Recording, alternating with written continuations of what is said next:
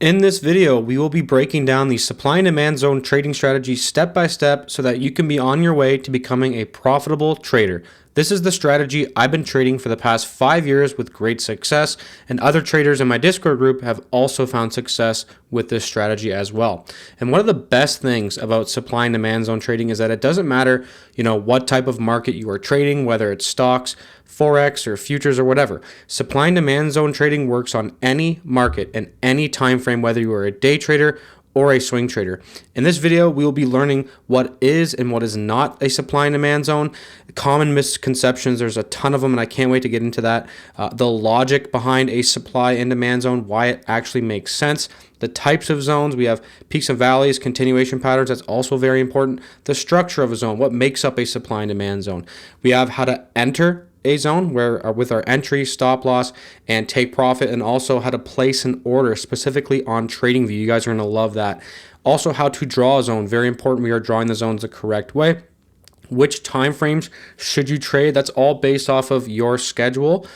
Multiple time frame analysis, which is key to trading supply and demand, especially for getting larger profits. How do we qualify a zone? Using confirmation and things like that. Also, the supply and demand trading strategies for confirmation and for set and forget trading as well. And we also go over some odds boosters where we're looking at the strength of the movement, even liquidity trap setups as well. And at the end, we do touch on trading psychology, like realistic trading expectations. So there's a lot to learn in this video. I think you guys will love it. As always, if you guys do like this video, make sure to hit that like button and subscribe if you are new to the channel. I do weekly Forex forecasts every week on YouTube on Saturday at 3:30 a.m. So make sure you subscribe for those Forex forecasts. So the first thing that I want to talk about in this full supply and demand trading course is I want to clear up what is not a supply and demand zone. Now, unfortunately, supply and demand trading kind of has been changed over the last couple of years due to people coming on YouTube and trying to be original, change it up to what their own version of supply and demand is. And that's all fine and dandy, but what I try to go over in this PDF and in this video is pretty much the original supply and demand trading methodology. Obviously, it's some things that I've learned in the past 5 years are included in here as well. So it's basically everything I've learned in the past 5 years. If you guys do want this PDF file copy, just join the membership. It is available there. But supply and demand is not just the highs and lows of price. That is the most common misconception, and it's not. Can supply and demand be at a high and a low? Yes, it can be, but it's not every high and low. And that's resembled right here, right? This is an image I got on Google where this is just mapping out the highs and the low, right? They're saying the supply's down here and the demand's down here. And it does make sense, right? Obviously, if price pushes up and then we drop, obviously supply and sellers took control here. If price pushes up, obviously buyers took control here as well. I agree with that sentiment. I agree with the general thing. But a true zone, a true demand zone and supply zone, which we're going to learn in this whole video and on this PDF, it is different. It is not just the highs and lows. That is first things first. In a valid zone, we must have a strong imbalance, right? So price must move away aggressively. We are not looking for any hesitation. So we are basically looking for basing in a massive move up for demand and then basing in a massive drop down. It doesn't have to be massive, right? But basically we are looking at a real price chart. We are looking for moves like this for demand. We are looking for moves like this for supply, right? We are looking for the basing and those strong moves. That is the first thing that your eye should be going to when learning how to trade supply and demand, right? We are looking for those moves down and those strong moves up. We are not looking for hesitation like this.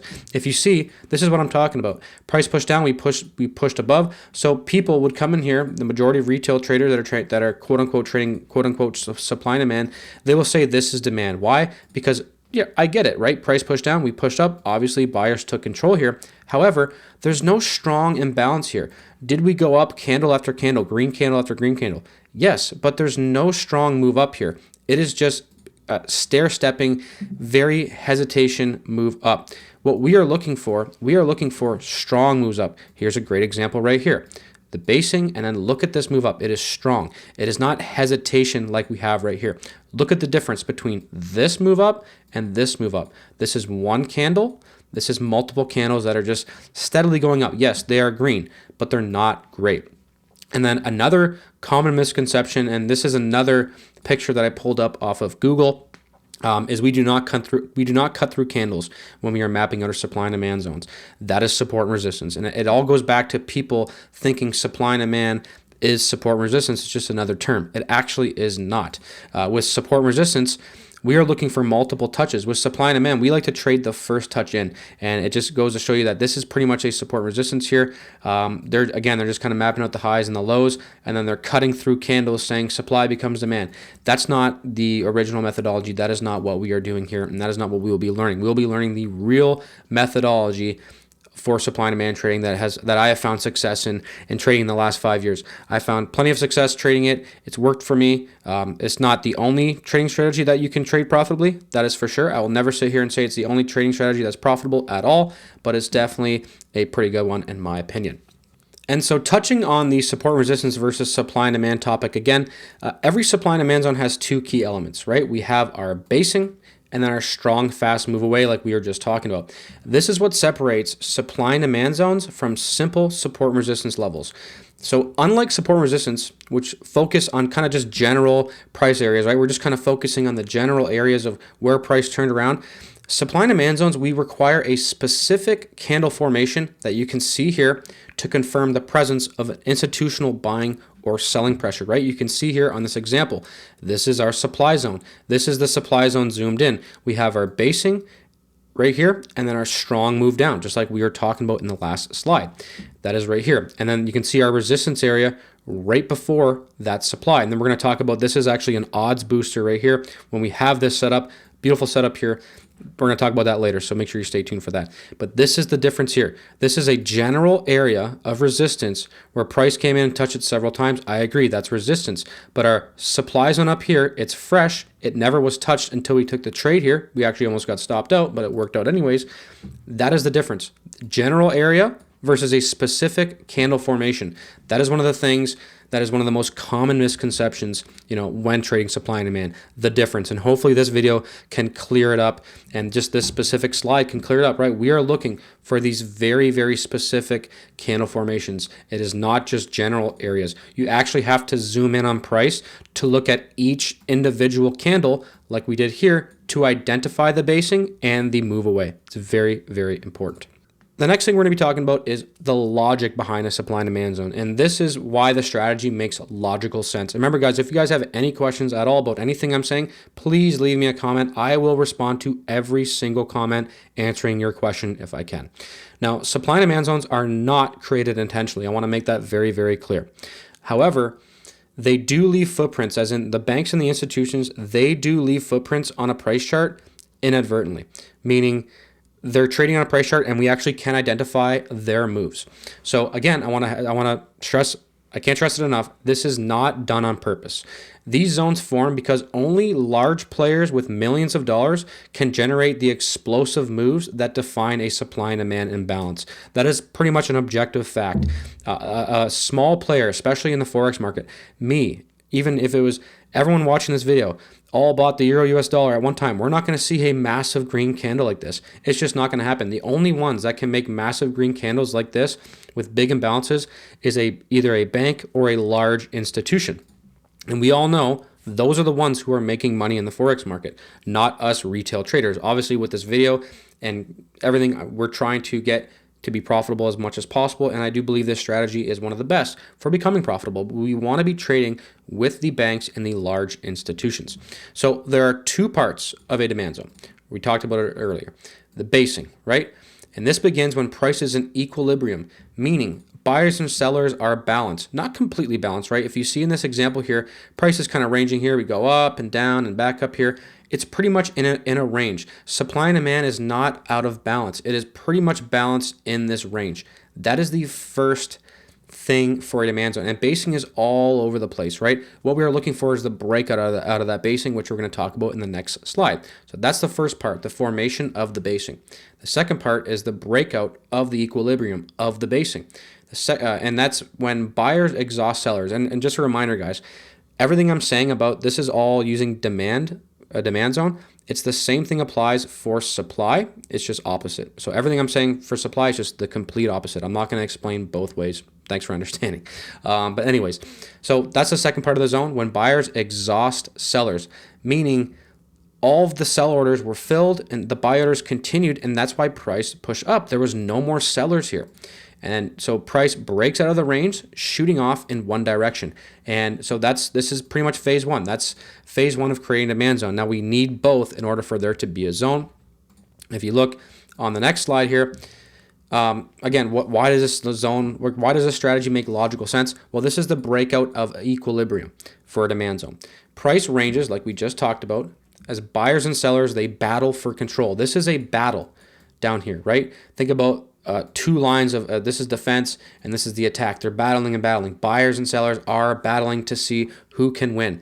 Sellers try to push price down, and the buyers keep absorbing all those sell orders, and they absorbed so much that eventually they overpower them.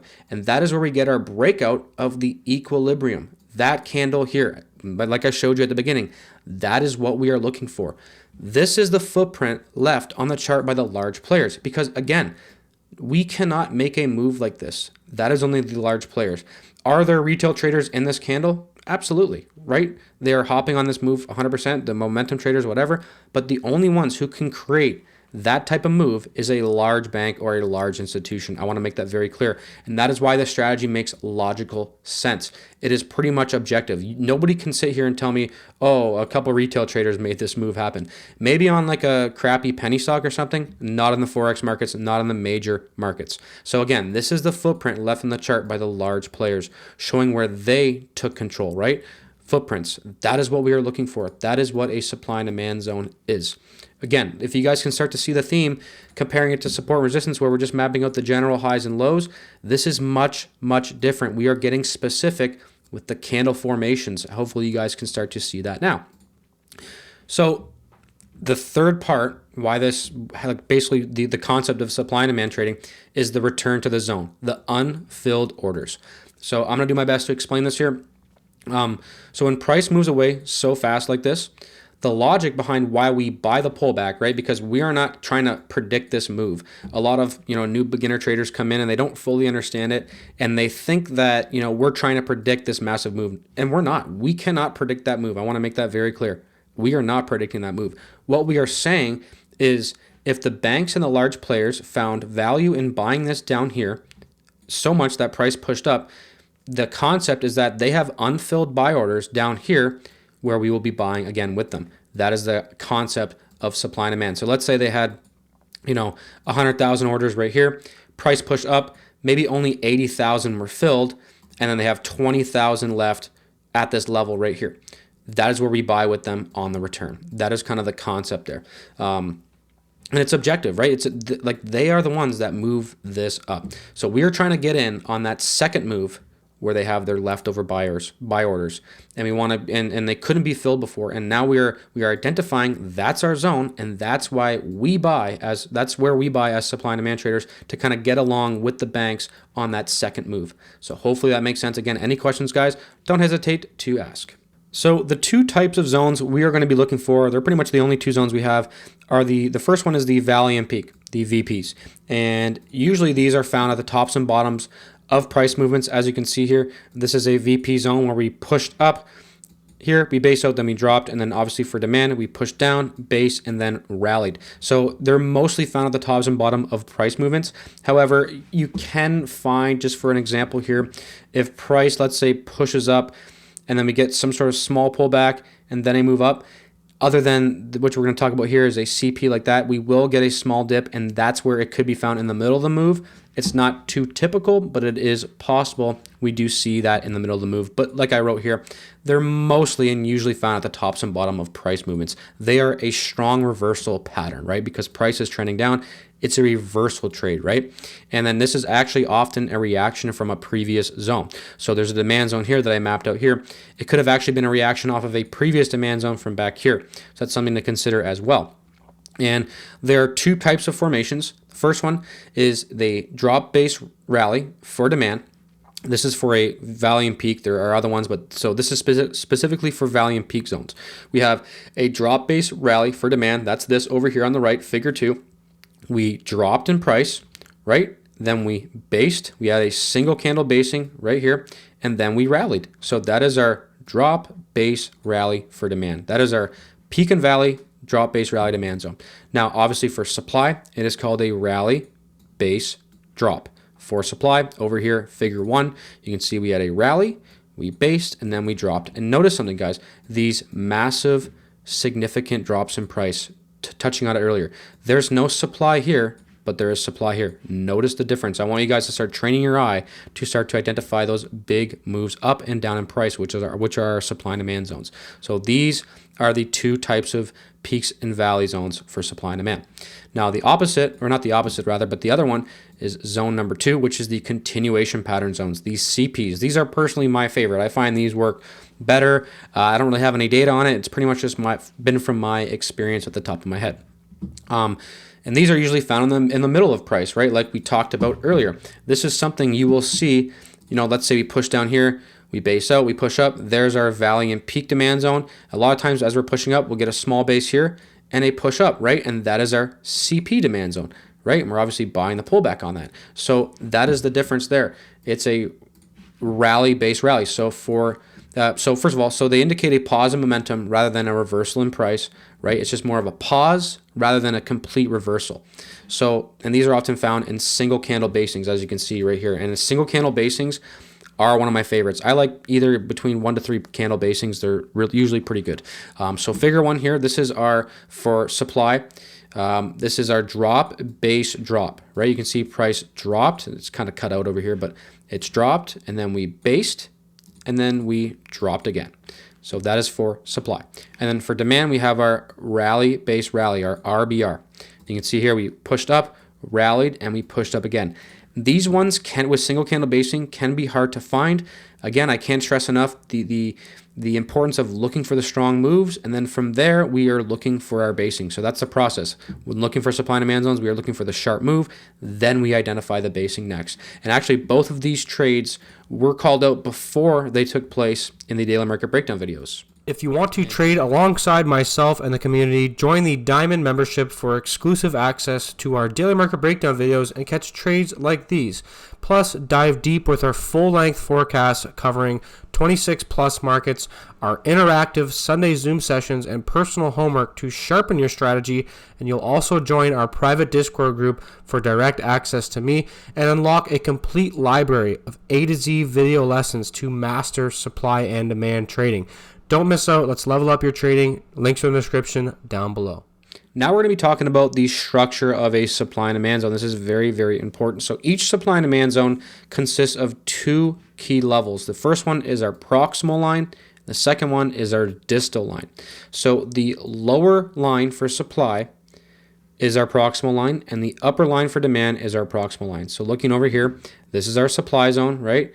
And you can see that the proximal line is right here, and the distal line is the one above. A quick and easy way to remember this is the distal line is the furthest distance from where price is at, right? So the distal, further the distance, it's an easy way to remember. And obviously the opposite for demand, the proximal line is at the top and the distal line is at the bottom because price is up here. The distal line is the furthest line from price. It doesn't matter what you call it. This is just what it has been called forever now. So that's what we call it. And it's just it's a good reference to be knowing what to call it. And basically, yeah, the area between the distal line and the proximal line, that represents our supply and demand zone, right? That is like our wiggle room, right? We're going to talk about how to enter a trade coming up. But the best zones, remember, the best zones show strong moves away, confirming a significant imbalance. So that is our proximal line. That is our distal line. Remember that. The main idea is that we just draw the zone properly. You don't have to label it that every time. It's just the terminology behind the demand and the supply zone. And then the second part is, well, first of all, the basing is very important. The basing area is where price consolidates before a strong move away. And I will say that the best bases are tight and they are well structured. If you look down here at this picture, you can see this is pretty poor basing. The move away is fantastic, right? That's a plus. But you can see this was a losing trade. And I want to make it very clear that just because a zone is great, like this one over here, doesn't mean the trade's always going to work out. The best zones will fail and the worst zones will work sometimes. It's very important to remember. You can see, look at this basing here. Just really whippy price action. It's not super clear. It goes all the way up to here to all the way down there. It's not really clear and consistent, right? And not only that, there's 1, 2, 3, 4, 5, 6, 7, 8, 9, 10, 11 candles in that basing. Remember, the best zones are tight and well structured with consisting to 1 to 4 candles. Remember that, guys. That's going to be the best basing. I'm not saying I wouldn't take a trade like this. I'm just saying it might make me hesitate a little bit. And a big part of trading is feeling confident in your strategy.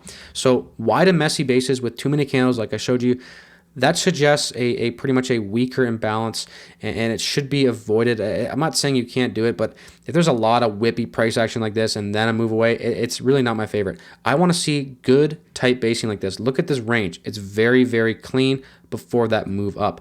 Only 4 candles in this basing here. Remember, I like 1 to 4. If it was a single candle basing, that would be good as well. That's fine with me, but I like anywhere between 1 or 4. And again, like I said earlier, I prefer a rally, 1 to 4 basing candles, and then a rally, right? That's the zone that I prefer. And then for supply, obviously the opposite. I prefer a drop and then a base and then a drop, right? And we sell the return to that supply zone. That is what I prefer. That's kind of like my dream supply and demand zone. But obviously, if it's a good trend and we're trading with the higher time frame trend, I don't mind taking a zone like this. I'm just trying to show you guys the comparison between what a good basing is and what a bad basing is. It's a pretty important factor that you definitely should not overlook. And the other part of which is arguably actually more important, right? The basing can be bad, and if we have a strong move away, it's still going to be a zone. But if we have basing and there's no move away, then we don't have a zone. So we have a bunch of screenshots here. You guys should learn a lot from this here. So the first one, the figure one, a poor move away. This is what a poor move away looks like. You can see here, yes, we have our basing. There's basing everywhere though, but like we talked about earlier, this is a poor move away. Price, it drifts away slowly. The price action is very choppy. There's no strong move up. There's no strong momentum. And when price pulls back to these areas, it often is a weak reaction. And I want to make it clear, I would never even trade this zone. It's not even really a zone to me. This is, again, kind of just mapping out the lows and the highs of price. So this is a very, very poor move away. Barely a move away at all, so it doesn't really qualify as a demand zone. The next one we have is what I would call pretty much a decent move away. You can call these whatever you want. It's just more of a way for me to describe what I'm talking about. This is a decent move away where we have over here, this is figure 2 right here. You can see we have we have the basing, right? Same thing as over here, we have the basing. The move away, the initial move away is not bad. It's a pretty explosive candle, but what I'm focused on here is these next candles here. They're not great, right? It shows hesitation. So this is when we have a clear directional move, right? Obviously, price pushed down, we pushed up. The direction is clear, it is up. But there is multiple candles in the same direction here, but the balance isn't great, right? It's not the strongest reaction I've ever seen. You're going to see other zones where like this might not look bad to you, but when we start to compare figure 3 and figure 4, you might understand what I'm trying to say. So the third figure 3 here is the A plus move away. And these are the zones that I like to trade. Have I taken a zone that I would call decent before? Yes, I've taken those trades. I have never taken a trade from a poor zone. I have taken a decent zone trade. What I like to trade is the A plus moves away. These are explosive moves away with large body candles. You can see in figure 3 here, we have the basing that we've been talking about.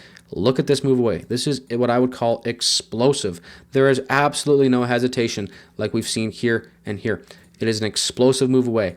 That is what I like to call an A plus move away. There's absolutely no hesitation. There's barely any wicks on the candles as well. This signifies a strong imbalance, and on a return, it would be a high probability return, in my opinion, if we do get a return to that zone. So these are the zones that I am mostly looking for. And then the strongest move away on a technical basis would be the gap move away. And this is when price, it's down here, and all of a sudden price opens way above, leaving a gap. There's no candles there, but that represents technically, the strongest imbalance. It indicates an extreme supply and demand imbalance because nobody would even trade in here at all. That is the next opening price, and those often lead to the best reactions, but they don't come up too often. It does come up more often in stocks where we actually do have, gaps in the market because the market closes. But just to touch base on this, we are looking for those strong moves away, guys. I cannot stress it enough. That is what your eye should be going to first when opening up a chart, when learning how to trade supply and demand. And I touched on this earlier, but the best zones are created by the best moves away. A weak move away means the zone is less likely to hold because there is less of a demand and supply imbalance at that area. Obviously, when this A plus move away, the imbalance was insane. The demand imbalance versus supply imbalance was nuts, where here it was pretty balanced, right? And again, like I said earlier, the worst zones can work. This zone could pull back down here and it could absolutely work. And then maybe you saw it, you wanted to take it, but you knew it was poor, so then you didn't take it, rightfully so, which is the right thing to do. Let's say it react off of it and we push up, it would have hit your take profit. That's fine. You have to be able to see that happen and say, hey, this was not a great idea. I'm glad I didn't take this trade. Did it work? Yes. And the same thing goes for the opposite, where price can push down to our picture perfect area of demand and boom, we lose the trade. And you have to also be okay with that happening as well and saying, oh, it was a good zone. On to the next. I'm going to keep finding good zones. We don't have to look too deeply into a loss when a zone is like this. But when you're taking trades like this, you have to look a little bit deeper and say, hey, was that really a good move away? Probably not. And the structure of a supply and demand zone, these are the different types of zones that we can have. These are just some basic examples of what you can, look to see. You will definitely see these zones. And they're not all the zones are going to look the same. I'll even be analyzing charts on the weekend for some of the members, and I'll be like, oh, that's a zone the structure I've never even really seen before. We always will have that move away. It's the basing structure that can be kind of wonky and different. And the basing formations will vary depending on the market conditions. Some zones will have tight consolidation like this, and then some zones will have kind of wacky consolidation before the move up. So they will look different. And then again, like I said earlier, my favorite basing is when the zone has 1 to 2 candles. This right here, it's not my favorite example, but this is a doji candle where we have large wicks and a small body, followed by a rally up. That is our demand zone. This is not my favorite zone, but it is a trade I would take, but it's not one I would prefer. I've definitely seen these zones fail more than these zones and these zones. I've definitely seen these zones work more than these doji candle zones. But if the move away is great, whatever. It's not the end of the world. So multiple candle basing. Messy. Now this can be clean as well, and why it's messy is because there's one candle down here, the wick's down here, right? It's kind of all over the place. It's not terrible.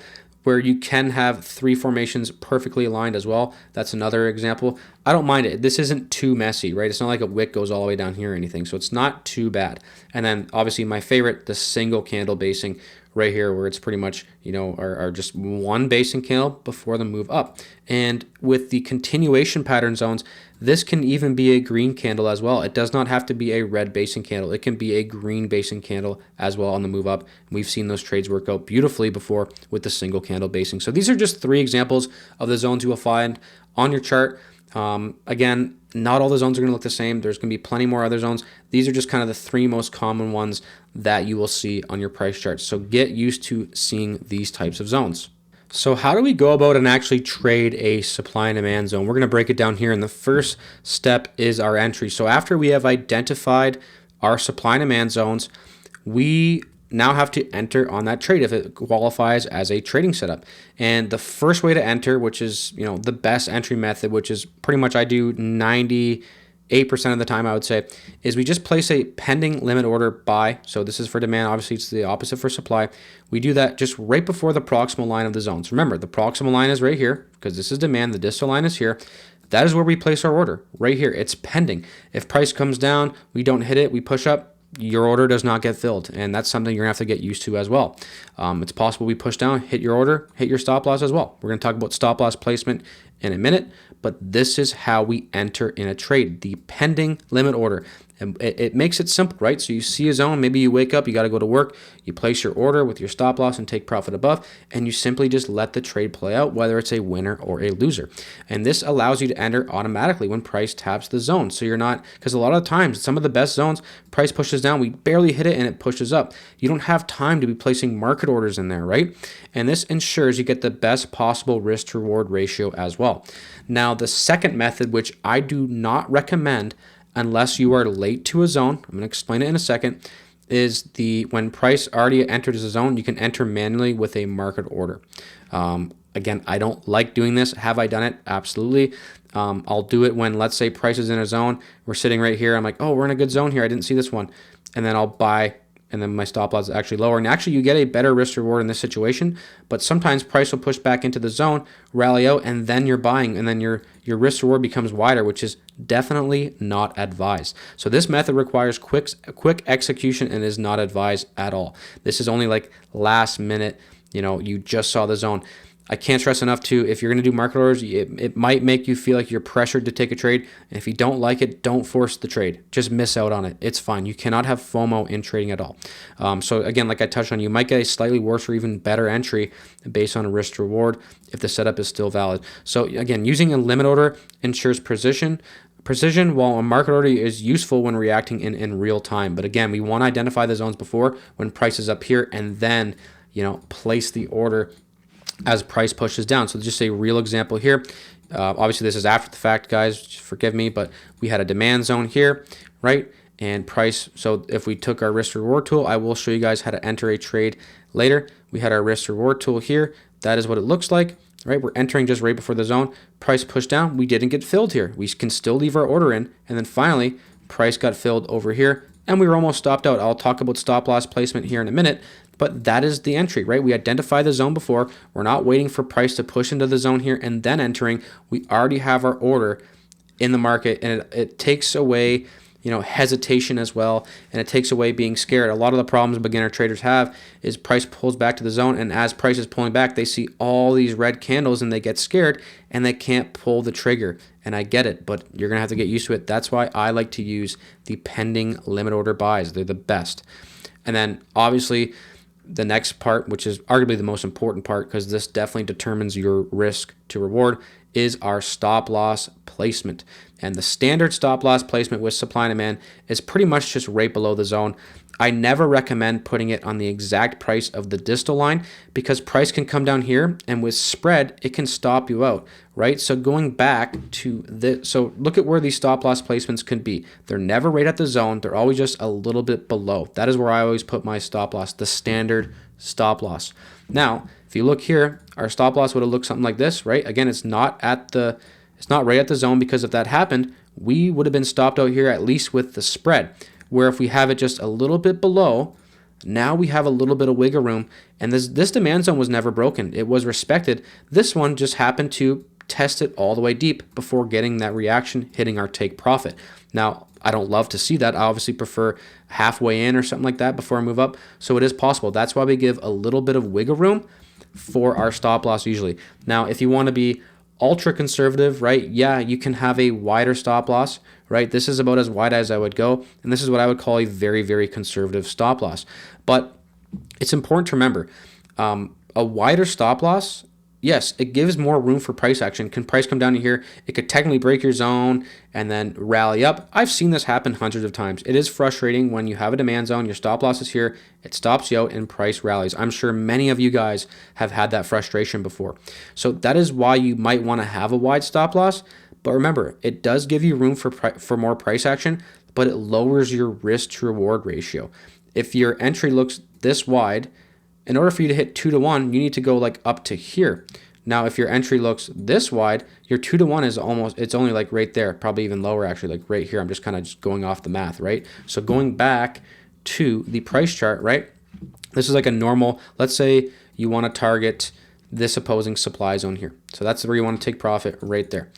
Well, with your stop loss like there, it's a reasonable trade. It's over 2.5-to-1. I think it's a great trade. But if you had a wider stop loss right down here, now your risk reward is only 1.77. Not great. If you go even wider, now it's only a 1-to-1 trade, right? So I'm not saying that this is wrong. I'm not saying that you have to have it super tight. All I'm saying is that there are pros and cons to having both, and that is what you are going to have to figure out. A tighter stop loss, yes, it increases your risk reward.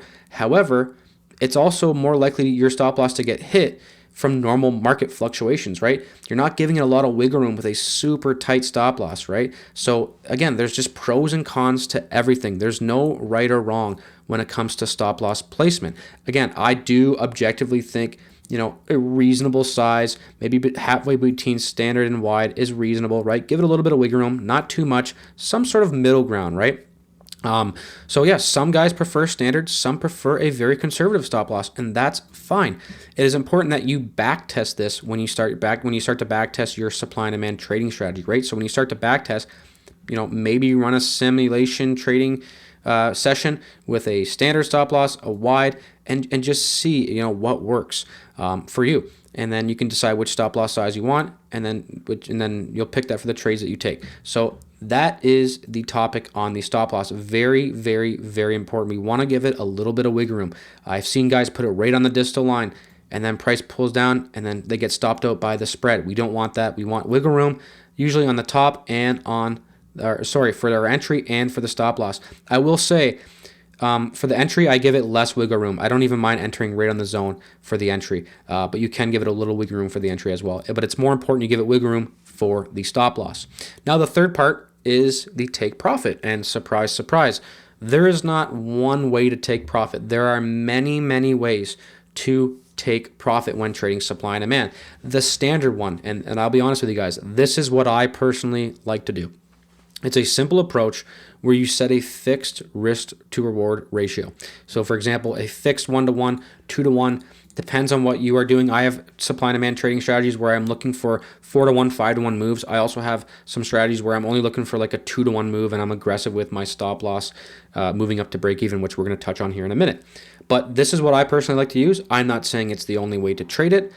This is just what I like to use. So it's when you set a fixed risk to reward, which means, let's just say, going back to the entry over here, let's just say you see the trade, you want to take it, you set your entry and your stop loss here, and then let's say you're targeting 4-to-1 trades. Well, you simply take your profit, you take your risk reward tool and you go up to 4-to-1. I don't know if you guys can see it right here, but I'm looking at this. My risk reward is 4-to-1. So then your take profit would be wherever that is, with your stop loss here and your entry here. That is one way to do it. I will say, let's say there's a significant supply zone right here. Like there was kind of a supply zone, like we talked about, there was a little supply zone right here. It was removed. You can see we actually reacted off of it pretty good. I will say, if you're looking for like, let's say, so for this example, you're looking for like a 3-to-1. You might want to just take only 2.37-to-1 right before the supply zone in case we get that reaction off of it, right? But again, I really don't pay attention to that, honestly. I'm just looking for my fixed risk reward. If you're looking for 5-to-1, you put it up here. If you're looking for 2-to-1, you put it all the way down here. 1-to-1, same thing. That is how we look for take profit based on just a fixed risk to reward. The second one, which is a pretty popular one for supply and demand trading, is when we target opposing zones. So I have a bunch of screenshots over here. You can see over here, same trade, we had targeted the opposing supply zone. So you can choose to target the nearest opposing demand or supply zone. And this method really takes advantage of price reversals at key levels, right? So just for example, if let's say going back to here, if you were short from up here or something, it might actually be best to look to take profit at this supply, right? Because look at that. Yeah, we missed out on a little bit, but who cares? We reacted off of that supply zone. That's why it is sometimes good to target the opposing, areas of supply. So for this one, it would have been this little supply zone right here. And there even is kind of a small one up here as well. It's not great, but there was maybe even potentially to take profits here as well, right? I don't know where my stop loss is, but look, that is where we would target one. Target 2 would be the supply all the way up at 5-to-1, right? So that is one way, another way to look for targets as well, just targeting the opposing zones. The third way is to target opposing structure, previous highs and lows. That's pretty much what you could be doing. So this is another option. I personally don't do this. I know some traders who do, and honestly, it makes logical sense to me. It's just not something that I've ever done. I've seen it work really well, and it gives you a great idea of how much profit you can get in the trade. And this focuses on the market's structural points, right? The support resistance areas, and it allows you to exit once price has moved through significant price levels. So in this example here, you can see, let's say we took the trade down here. If we're targeting, structure highs and lows, we would have targeted this high up here, right? Let's make this just a little bit thicker so we can see. This would have been our target, this previous high.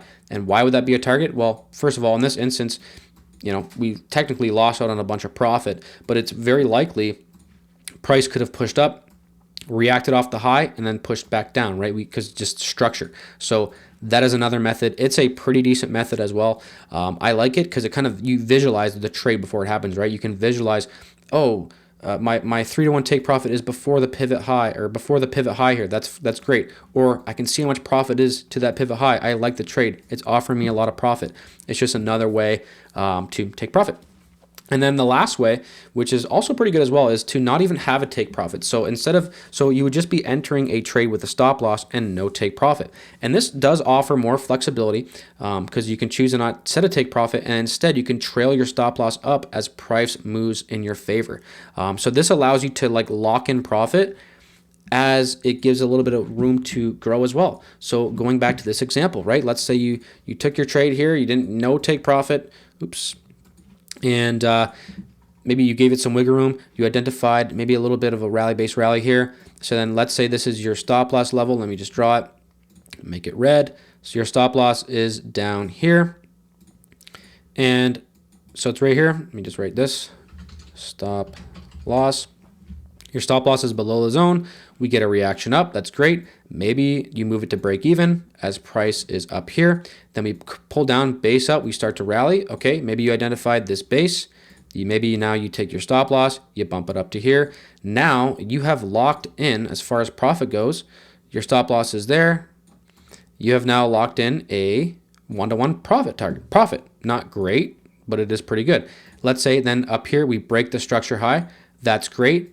Push up. Now we are moving our stop loss up to here below a little demand zone here. I can identify a little rally demand zone right here. Look at that, beautiful reactions off the zones, right? And then maybe you push it up here below structure, and then you get stopped out as price comes back down to here. You just locked in, right? With allowing the trade to breathe, you locked in a 6-to-1. Is this going to happen every time? Absolutely not. I want to make that very clear. I've tried to do this, and it does work great sometimes, but a lot of times price will pull back and then rally like it did here. And obviously in this situation, it was fine because yes, you were stopped out here and price rallied up. That sucks, but you also did make a 6-to-1. Where that rally would suck is if that happened down here where you were stopped out here and then price rallied. So you want to give it a little bit of wiggle room, but also you could be moving price up with your stop loss to kind of lock in that profit. It is a very it can be a very rewarding take profit strategy, but it can be frustrating as well, but it can be very rewarding. You can actually, another thing you could do is, let's say you take profit at, you can mix these two, right? So let's say you do the standard risk reward. Let's say you're looking to take profit at 3-to-1. Instead of taking 100% of your profits off at 3-to-1, you could take 80% off or whatever number you want and let the extra 25% of that trade, just let it run and then bump your stop loss up like we just discussed along with price to kind of see how much you can get out of that 25%. Of your position left. And instead of maybe making a 3-to-1, you could maybe even turn that 3-to-1 into like a 5-to-1, 6-to-1. It's just an option. There's so many things to play around with here with taking profit. It's definitely worth back testing in my opinion. Now, a very important topic as well is trade management. When do we move our stop loss? And I want to make it very, very clear, guys. There is no universal answer. There's no, oh, you move the stop loss when price does this. If anybody speaks in absolutes, so let's say you follow, another trading YouTuber, anybody who's speaking in absolutes where you must do this, I would run. That's not the way to trade, right? There's no universal answer for anything in trading, in my opinion. So even the idea of like people, never buy in a downtrend, I get that. But I'm sure there's a couple people who have a counter trend trading strategy. So it's really not correct to say you never should. So there's no universal answer when to move your stop loss. It's a matter of, again, testing different methods through back testing to see what works best for you and gives you confidence to stick with your strategy. That is huge. You need confidence in your strategy, and we will be talking about psychology at the end of this video. So make sure you stay tuned for that. But it's important to have confidence, and moving your stop loss and stuff can actually build confidence in a way. So the first option is we don't touch the stop loss, right? So going back to the trade over here, right? We had this trading set up here. It's actually going to be a great example as well. So let's say we had the trade here, stop loss below. Let's say you're looking to take profit at 3-to-1, which is a reasonable trading setup. 3-to-1, boom. Great trade. You're in and out. Stop loss was never moved. The second and you can do that, but the difference is a lot of the times you could have moved your stop loss to break even when after price moved a certain way, and it would have been a break even trade instead of a loss. That's where it can suck. But also what can happen, I'll touch on it a little bit here, but the second option is to move your stop loss to break even after achieving a certain risk to reward. So for example, a 1-to-1, you can move your stop loss to break even. This approach is great for traders who are targeting a larger risk to reward, as it minimizes risk once the trade has moved in a favorable amount in the direction you're trading in. But this can also it can lead to being stopped out too early and missing the move. We have a great example here. So let me see how far this trade went. So this is a 3-to-1. Let's say you're a 5-to-1 trader. Let's say that's what you're looking for. You are looking for the 5-to-1 trader. Your win rate's pretty low, but you are profitable because you are looking for a 5-to-1 trade. So when you lose 1%. When you win 5%. You don't need a high win rate to make that a profitable trading strategy. So in this example, if you would have let the trade run, just let it play, you wouldn't have moved your stop loss, you would have been a 5-to-1 trade, no problem. However, look at what happened here. We got filled here, price pushed up, we went almost to our take profit. We were about 25% of the way from it, pushed all the way back down, which is scary, right? It sucks giving up this profit. Let me tell you, I've been there. It sucks. But price pushed down and then we rallied. So it would have been fine if you left your stop loss at where it was at. However, after this move, it would be completely reasonable for you to either bump your stop loss to like here or here or here, or even just break even. It would be reasonable. And at that point, this would have been a break-even trade. This 5-to-1 trade that worked out would have been a break-even trade if you moved your stop loss to break even in this situation. And again, these are the pros and cons. I'm not saying one is better than the other. I'm just pointing out to you guys what can happen. And this has happened to me multiple times. It is frustrating. So view what I'm saying to you. Look at the pros and cons. Do you want to do this or not? Yes, you will miss out on trades like this, but you will also, price could have easily pushed back down and stopped you out, but instead of your stop loss being a loss, it would have been a break even. So just like it went this way, it could go the other way as well, and it's all up to you based on your testing what you want to do. But I just want to make it clear that can happen where it stops you out a little bit too early, and it does suck. It is very, very frustrating on the psychology, especially if you're in a 3. If you've lost 3 trades in a row and then that happens and the price pulls all the way back, stops you at a break even and goes to your take profit, it sucks. And a way to minimize that, and this is something I do as well. I do the break even and what I'm about to tell you. So this is what I actually do. This is one of my favorite things to do, is moving my stop loss to half risk after achieving a certain risk reward. So once your trade hits a certain risk reward, just like we did with the break even, you can move your stop loss to half risk, and that actually would have prevented this from being a losing trade. So going back, this is our stop loss here, right? So stop loss. This was our stop loss here. Now we got the move. Instead of moving your stop loss to break even, what you could do is you could just simply go to half risk. You take half the risk off. Not only that, it gives a little bit more wiggle room for price to come down and tap the proximum line again and rally up, just like we've seen here. So that is another option, right? It's just something you can do. And then, in this instance, honestly, I would have moved my stop to half risk. And then as price pushed up to and breaking this high, my stop loss honestly would have been here. So I would have been stopped out right there. And that only would have been almost a 1-to-1 trade. Not really great, but I'm just being honest with you guys. So that's another way you can minimize, being stopped out at break even. But then obviously it's good to move it to break even as well if that is what you want to do. So that is kind of the one of the options. And then we've talked about it earlier as well. We could just be moving the stop loss along with price. We touched on it earlier. I'm not going to go on to it again, but that is another, option that you can do.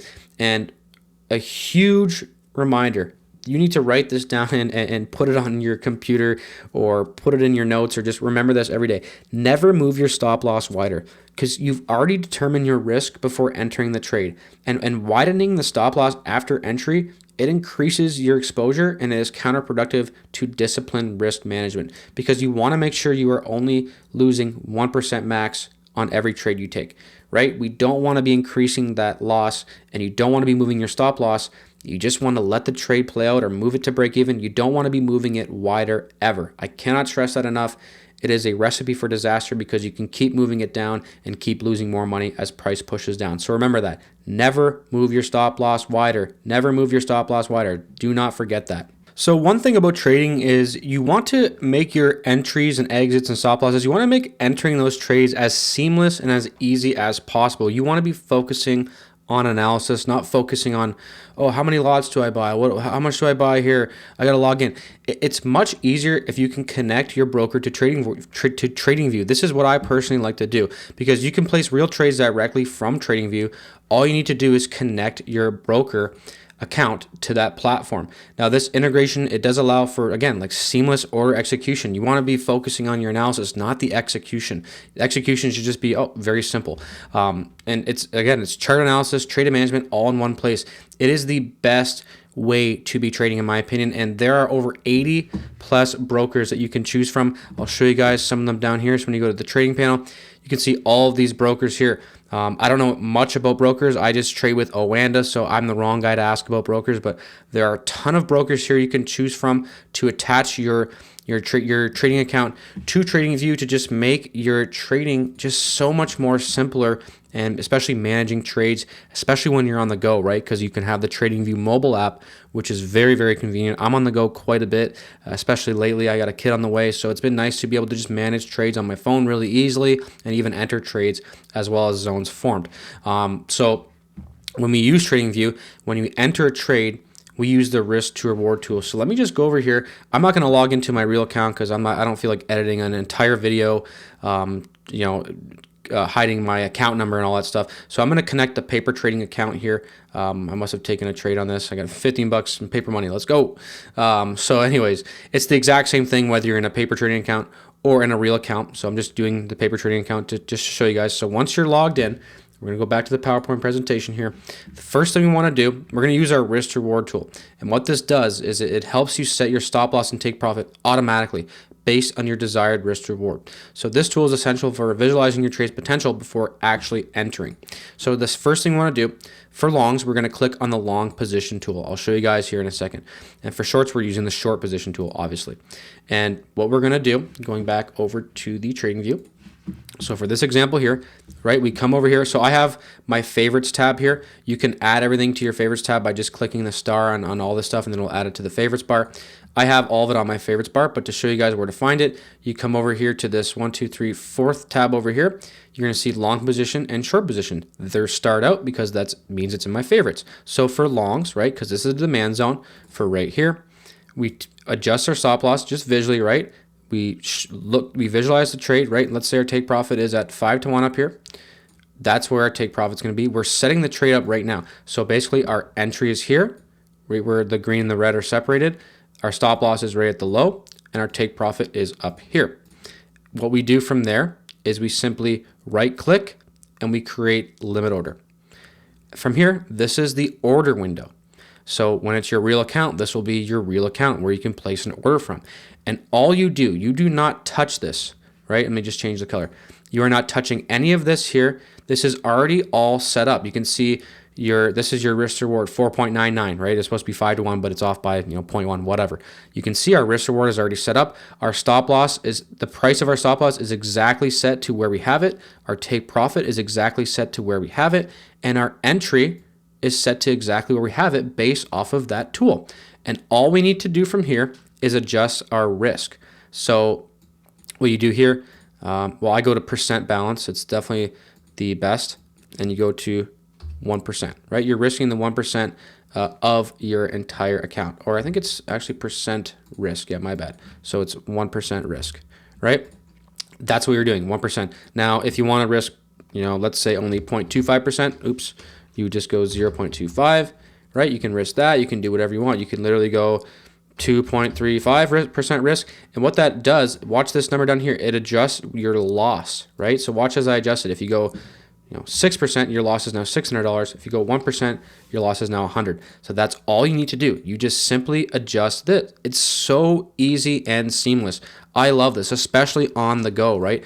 It's very difficult to be trading on your phone. I'm sure a lot of you guys are having full-time jobs and stuff. And then from here, you can adjust your stop loss from here. You can move your take profit and all that as the order window appears. So it's very convenient. It is the best way, to enter on a trade. There's no ifs, ands, or buts about it. So it's really a simple way. Hopefully this makes sense. If you guys have any questions at all, remember to just let me know in the comments down below. And again, I never really recommend risking more than that 1%. So this is a great way. Honestly, since TradingView added this ability to just right-click the risk reward tool, it made life so much easier because your entry, your stop loss, your take profit, it's already all set. So I cannot recommend doing this enough. Now we are going to talk about how we draw a supply and demand zone. It is pretty specific, so make sure you guys are paying attention. Do not skip this. So after we identify our imbalance in the zone, the next step is to precisely mark its boundaries. And again, we have our proximal line and our distal line. Those are the two lines we are trying to draw for the zone.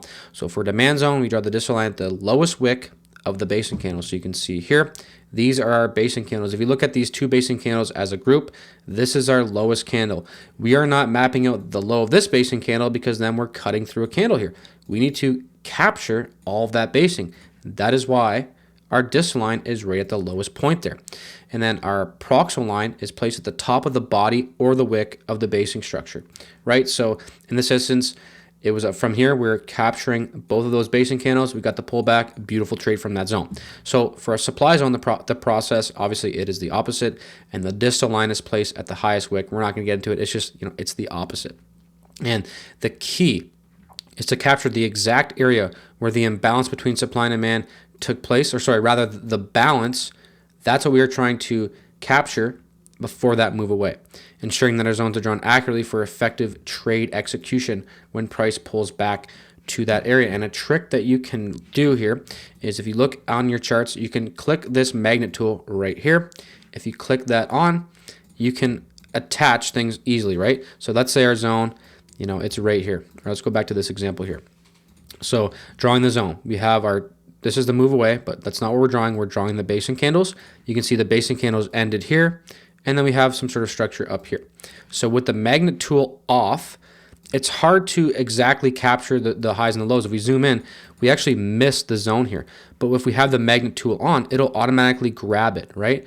And it'll automatically grab to different points. We can go to the wick, right? It automatically just pushes it right to it. It acts as a magnet, okay? So that is an extra tool you can do to ensure that you are drawing the correct areas, okay?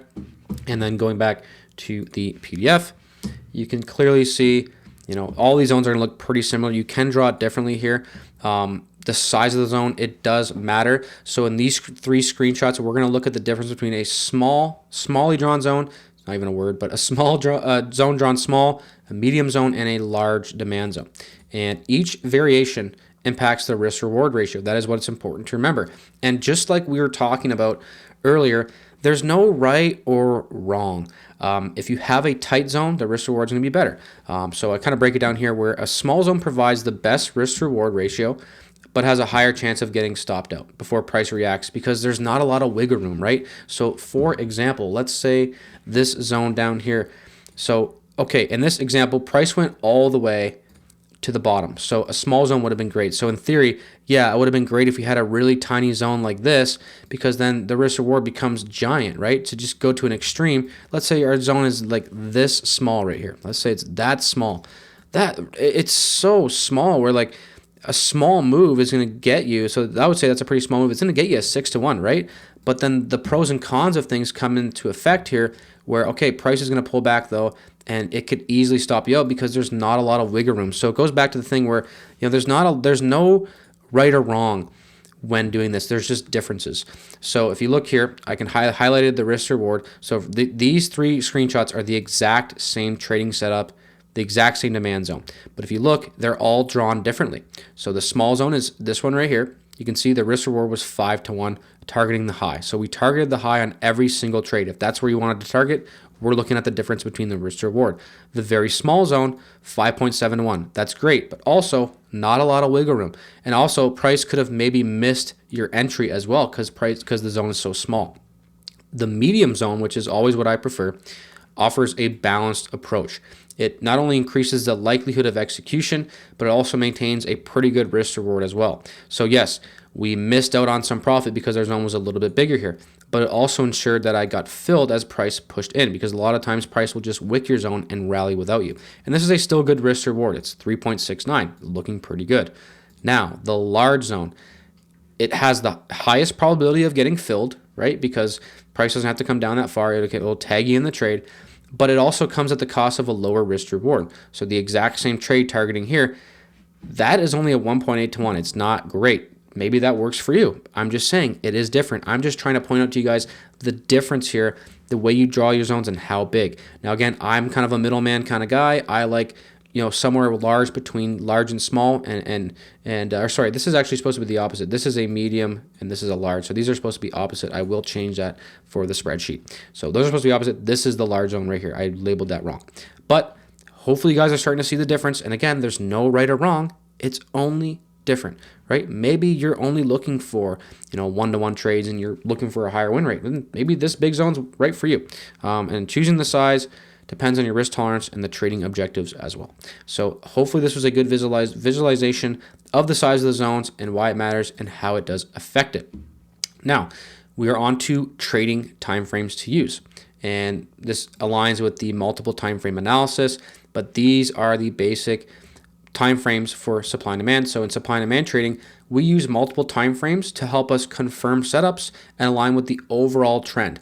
We don't want to be buying. I mean, you can technically, but it's low odds to be buying a 1 hour demand zone in a daily downtrend, right?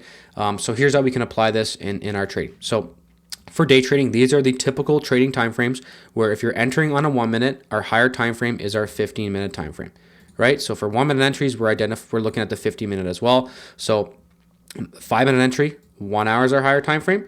For the 15-minute entry, we're using the 4 hour as our higher time frame. These are just kind of the basic standard time frames that we use. These are the time frame sequences or combinations, whatever you want. And then for swing trading, which is what I do, H1 entry, we're using our daily as our higher time frame.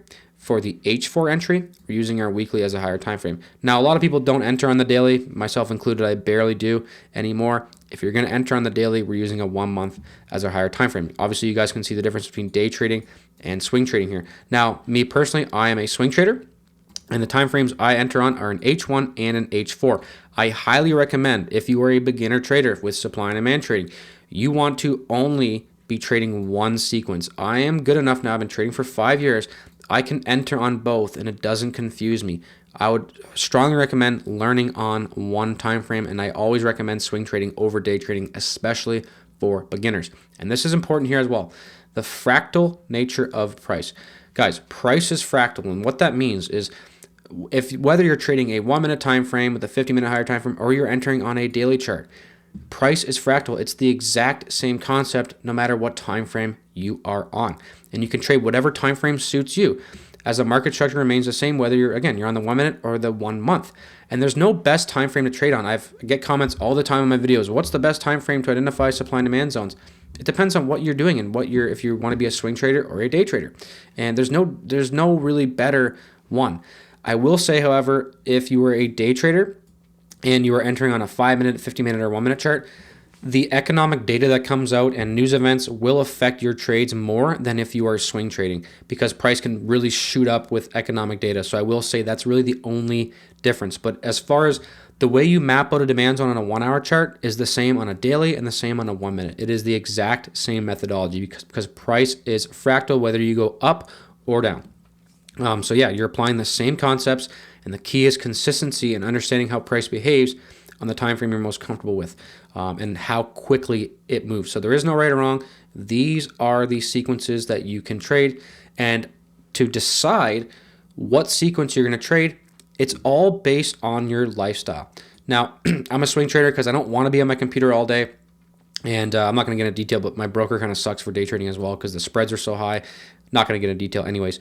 For the day trader, if you can be at your computer for most of the day, you can definitely consider being a day trader. If you're working a 9 to 5 and you're busy all the time, maybe not. And you can also enter trades. So you're entering trades on a 1 minute, 5 minute, or 50-minute, capitalizing on the intraday price movements. Now this trading, it requires very quick decision making, which is why I always recommend beginners stay away, right? Because with swing trading, it's a little bit slower. You can think. This requires quick decision making, which means, in my opinion, it's more suited for advanced traders. And it also takes constant monitoring, which can be kind of a pain in the butt as well. And this can lead to higher stress levels, which is not great. You want to make sure your trading psychology is on point and not all over the place. Now, I do not recommend beginners to day trade, like I said here. I would actually just be learning how to trade on a swing trading time frame, and then you can go down to the day trading timeframes if you have found success and if you want to get more trades. And then obviously with day trading, you're going to be trading less markets because there's more movement, right? So a swing trader, I trade, I don't even know the number, like eight pairs, something like that. And with day trading, you might want to not trade 8 pairs. You might want to trade like 3 or 4, right? You don't want to be overwhelmed and be looking at too many charts. So swing trader, again, which is what I do, this suits kind of a busy lifestyle. You can easily be a swing trader and work a 9 to 5. So if you have a busier schedule, you can't monitor the markets constantly, it's definitely a better fit for you. Then you enter on an H1, H4, or daily, and you can hold positions for several hours or days. Usually a couple days for me, depending on what the risk reward I'm looking for. So this approach requires less time in front of the screen. It's great if you have kids, full-time job, and best for the 9 to 5 job. You can also enter the trades on your phone while you're working. Just don't get caught, obviously, right? But it's great, right? Maybe you wake up in the morning, you check your computer, and you see a 4-hour demand zone, you place your trade. Let's say you're at work, you get triggered, your trade gets triggered. Now you know you're managing the trade, and maybe every hour you go to the bathroom, you tell your boss, oh, I got to go to the bathroom again, ha ha ha, and then you check your trades, you manage it. Maybe that's when you bump your stop to break even. If you can check your phone at work a little bit, you can easily be a swing trader, and that's fine. I'm sure your boss won't mind too much anyways. And then even, right, if you're trading an H1 or an H4, sometimes it can take several hours for price to pull back, right? So going back to this example, this is a 5-minute chart, but again, price is fractal, so this could actually be 1 month. This could be a 1 month chart as well. You don't even know. So price is fractal, but let's say you wake up, this demand zone's formed, price is up here. You have all day to play. You can even place the order when you get home, right? Because price, it hasn't returned yet. So it just gives you more time to, maybe miss out on something. It's less stress. I prefer it. It's not the best way to trade. It's just preferred in my opinion, especially if you are new and if you have to be on your phone and your mobile. Swing trading is definitely the best for that. So with multiple time frame analysis, you're going to see here, this is what I like to call an odds booster. This is going to boost your odds of trading success. And this time frame sequence, we will be using the H1 as our entry time frame and the daily as our higher time frame, right? That is the sequence we'll be using. So HTF means higher time frame, ETF means entry time frame. You're going to see that here coming up. So I just wanted to clarify that. So multiple time frame analysis with supply and demand zones, it increases accuracy and by aligning with the higher time frame zones with lower time frame entries. This is one of the best ways of boosting our odds of the trade working out because you're aligned with the higher time frames. The higher time frames are more powerful, right? So for example, a weekly demand is stronger than an H4 supply. So just for example here, let's say this was a weekly demand zone right here, right? So weekly demand. And then let's say there was a supply zone right here. And there was a supply zone here that broke. So we had a supply zone here. And then let's say this is the same time frame, but just for the example, let's say this is our let's just say H1 supply or lower. Weekly demand is going to be much stronger than an H4 supply. The odds of an H1 supply holding against a weekly demand is pretty low because it's the higher time frames. These are higher time frame forces that are coming into effect. So it's important to remember that. That's why you want to be looking at higher time frame analysis. So first, how do we apply this in our trading? The first thing you're going to do, and this isn't necessary, you can take one time frame setups, but your win rate might just be a little lower, and that's fine. Everyone has a different win rate when they're profitable. There's profitable traders who probably have a 30% win rate and profitable traders who have like a 75, 80% win rate. The first thing we're going to do is we are going to map out our supply and demand zones on our higher time frame. So the same way I've been teaching you guys, that's what we're going to do, but on our higher time frame. And in this example, it is the daily chart. And we are going to wait for price to reach that key zone before looking for trading opportunities on our entry time frame. The second step is we are going to drop to our entry time frame on our H1, right? The daily to the H1. So once price reaches the higher time frame zone, we switch to our entry time frame, and then we look for fresh demand or supply zones on our entry time frame forming within or near the higher time frame zones. Let me show you guys what I mean. So higher time frame zone and control. This is our higher time frame demand zone, right? Daily demand. You can see the basing isn't great here, but that's just pointing that out. So we mapped out our supply and demand zones. This is our daily time frame. We identified demand, right? Why is it demand? Beautiful move away, great move away. That's our demand zone, right? We had equilibrium, move away. That's our demand. This is our footprint from the banks. And we are waiting for price to reach we're waiting for price to reach the zone. So right here, we are doing nothing. We are waiting for price to hit our zone. And then here, once price touched the proximal line of the zone, it did go deeper, but once price touched here, you can actually set alerts to at your proximal line to let you know when it does. Once price touched it, that was our signal to go down to our entry time frame to look for trades. Now remember, this stage of trading right here, this is when we do nothing. This is important. This is just a little extra thing I wanted to put in. Patience pays. This stage of trading requires discipline and patience. We are not worrying about is price going to pull back to the zone? I get questions all the time. We have a demand zone on, let's say, the euro US dollar, and people comment or ask me, do you think price is going to pull back to that zone? And I'm like, look, I hope, right? I hope we can get a pullback. I don't know if it is. I can't really predict the future like that. I don't know if it is, and I don't care. Our job is not to chase price or force trades, but it is to react when market presents a clear opportunity, which is why we could have a limit order here, or again, wait for confirmation on a lower time frame. If a pullback happens, that's great. We're ready with our entry plan. If it doesn't, let's say price pushes up here, we continue up, then whatever. We accept it and we move on. We move to the next trading opportunity. It's a game of probabilities, not predictions. We're not trying to predict. Yes, okay, if we have a demand zone here, we're predicting that price could go up. I agree. But we're not predicting if price is going to pull back to that zone or not. It's worthless. It's not worth your energy to think about if price is going to get the pullback or not. I just wanted to touch on that because I think it's very, very important. Patience pays. Be patient. Don't hop on, trends of momentum. Wait for pullbacks. So for multiple time frame analysis, higher time frame in control, we drop to our entry time frame, right? So this big green box, that represents our daily demand zone, right? The one that we just talked about here. If I can go back, I don't think I can now. Actually, I can, yeah. So this is our higher time frame zone, and that is this zone here, right? You can see one daily demand zone in control. And now this price action here, you're seeing all these candles, that is our H1 chart now. So we identified price, came in control, hit our demand zone, right, on our higher time frame. Once price reaches it, we switch to the entry time frame, which is our 1 hour. Now we're looking for fresh demand or supply zones. We're not looking for supply in this instance because it's demand. When we're trading at higher time frame demand, we're looking for demand zones. If this was a higher time frame supply, we'd be looking for supply zones, right? It's just the opposite. And we're looking for that on our entry time frame forming within or near. And when I say near, I mean after it's hit and price pushes out. So right here, you can see right at the proximal line, we had a very nice move, right? You notice our basing, strong move away. And this is our H1 demand zone trade right there. Boom. Beautiful setup. Price pushed out of our higher time frame zone, and that means that the higher time frame zone is in control, right? It's in control because it pushed down. It's in control. We push up. Sure, we're not at the zone anymore here. However, price is in control. So this H1 demand zone that removed a structure up here, it is a good entry as well. Very good demand zone, rally-based rally, another tradable opportunity. And there was even a zone down here that we didn't get a pullback to that was kind of a zone that was inside of it. So that is the basic confirmation or multiple time frame analysis zone in control entry model. We're going to touch on this a little bit later, more detailed using confirmation, so make sure you stay tuned for that. But this is how we use multiple time frame analysis. It is essentially aligning our higher time frame zones with our lower time frame zones to be trading in the same direction, right? So for example, our higher time frame demand comes in control. We probably don't want to be taking short trades, right? And as you can see, they worked out horribly. And why? Because our higher time frame demand forces were in control. Hopefully that makes sense. So we also, how do we qualify a supply and demand zone? So for a supply and demand zone to be tradable, it must break an opposing zone or remove a trend line.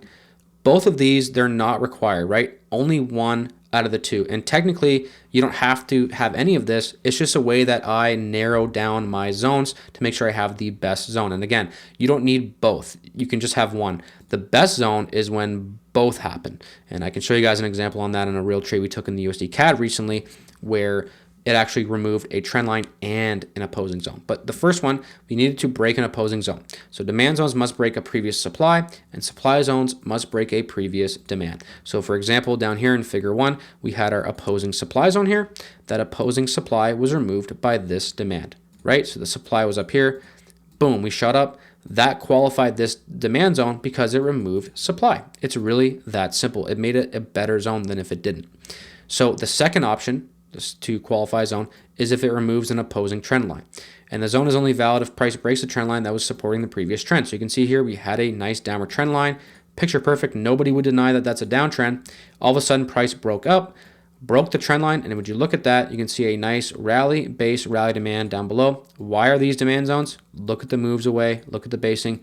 Those are demand zones. So this is an example of a qualifying a zone with a trend line, and this is an example of qualifying a zone by removing an opposing supply zone. And obviously for the supply, it's inverse. For supply, we are looking for demand zones to be removed, and then we are looking for upward trend lines to be removed for supply as well. And these are going to be, these are an odds booster as well. You don't need to have this. It just would give me more confidence in my trading decisions. And this is very important as well, guys.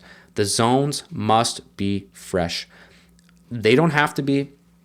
I personally, I have not taken a trade at a tested zone. Maybe I've done that once or twice. I don't do it. I don't like doing it. It makes me feel very less confident in the trade. So it must be a fresh zone. Price must have not returned to the zone yet. Tested zones lose their strength and reliability. So these are two examples. This is the zone's fresh here because price did not return, and really simple, price then returned. Now it's a tested zone. It's really that simple. And this confirms a true shift in market control because price never hit it yet. And just with the idea earlier, when we talked about the logic behind supply and demand, right? So there were so many orders down here. Let's say there's 20,000 orders left, right? There's 20,000 orders left here. Well, at that point, when price pulls back down to that demand zone, let's say we push back down, we hit the demand zone. That's great. Maybe 10,000 got filled. So maybe we hit it again, fill the other 10,000. But the more it touches, the less orders from the banks that there are sitting there. So I prefer it always to be fresh. Never tested. Once it's tested, the zone pretty much becomes invalid for me, and I don't like to trade it. So just a very, very important little extra tip there. So one of the trading strategies that you can do with supply and demand, this is how some people only trade. I will take trades like this. This is one way to trade. It's called a confirmation entry. It's when we confirm our entry on a lower time frame by seeing zones remove. We did kind of talk about it earlier. We're going to touch on it a little bit more here. So confirmation trading is about using multiple time frame analysis. If you guys don't understand that, go back and watch the part on multiple time frame analysis. We refine our trade entries. So instead of blindly trading every zone that we see, we are looking for lower time frame zones that form inside or near them. So a valid confirmation setup must either remove an opposing supply zone, like we talked about earlier for qualifying a zone, or removing a trend line showing a change of trend. I do prefer when we see both. It doesn't mean you're going to get it, but I do prefer that. So we saw this image earlier in the multiple time frame analysis slide. It's a great example of waiting for a higher time frame zone to take control, which is this one down here. This is our higher time frame demand zone. All this price action is our entry time frame. We waited for it to come in control, and like I showed you guys earlier, those two trading setups, you can see we had a supply zone remove. We had our supply zone here. We had a supply zone here. Both of these supply zones were removed. You can see it was respected before we pushed up and broke it. This one here, kind of respected, we pushed up and broke it. So this is a classic example of two opposing zones removed, qualifying these demand zones. Now, did we absolutely need them? No, but it does give you more confidence. You can say, okay, supply zones are being taken out here. That means buyers are stepping into control, right? So this is just the power of confirming our entry, and our risk reward with the whole higher time frame zone is very large, where the risk reward with our entry time frame zone, it's more defined and refined, so it becomes higher as we look for confirmation, and it also prevents prices blowing through our zone. And you can even go one step further, right? So again, this is our daily time frame. This is our higher time frame zone right here. This is our 1 hour demand zone here. And you could even go one step further where maybe you look for extra confirmation. This is a 1 hour demand zone.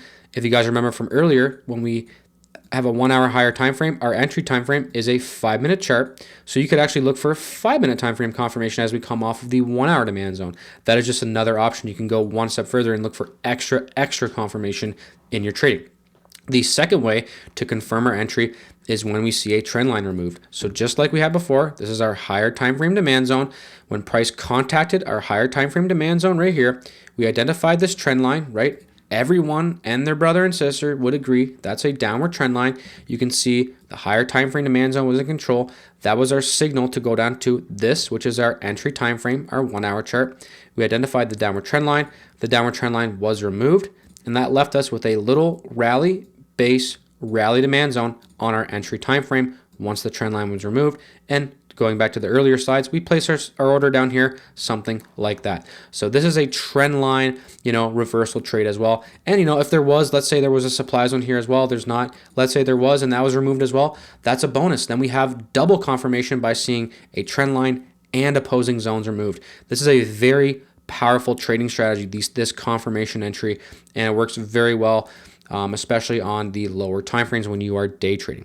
The other type of trading strategy, which is actually what I do more. I'm mostly a set forget trading guy.